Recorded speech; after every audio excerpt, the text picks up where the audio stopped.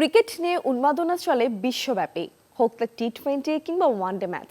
তবে ক্রিকেট বিশ্বকাপে অংশ নেয় হাতে গোনা কয়েকটি দেশ।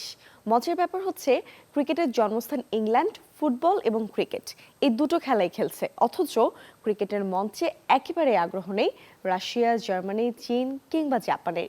কিন্তু কেন? জানবো এবারে সেই গল্পটাই। যতদূর জানা যায়, বিশ্বে প্রথম ক্রিকেটের শুরু ১৬ শতকের শেষে।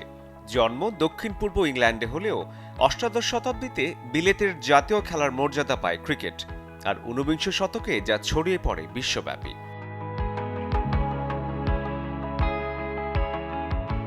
চীন, জাপান, ফ্রান্স, রাশিয়া কিংবা খোদ আমেরিকায় ক্রিকেটের পালে হাওয়া না লাগলেও ফুটবল কিন্তু বেশ জনপ্রিয়।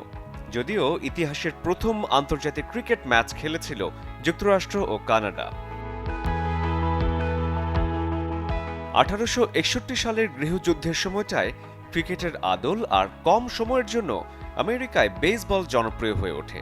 তারপর ধীরে ধীরে ক্রিকেট হারায় তার আবেদন। ঔপনিবেশিকতার ঘোর বিরোধী চীনের আগ্রহ বেশি অলিম্পিকের প্রতি। যদিও কিছু ক্লাব ক্রিকেট খেলে, তাতে আন্তর্জাতিক পর্যায়ে নাম লেখানো দায়। খেলা জগতে ইউরোপের দেশ ফ্রান্স পরিচিত ফুটবল পরাশক্তি হিসেবে, কিন্তু ব্রিটিশ সংস্কৃতির বিরোধী হওয়ায় এখানেও ২২ গজের পিচ সুবিধা করতে পারেনি। তবে আন্তর্জাতিক ক্রিকেট ম্যাচ ফ্রান্সবাসী উপভোগ করে।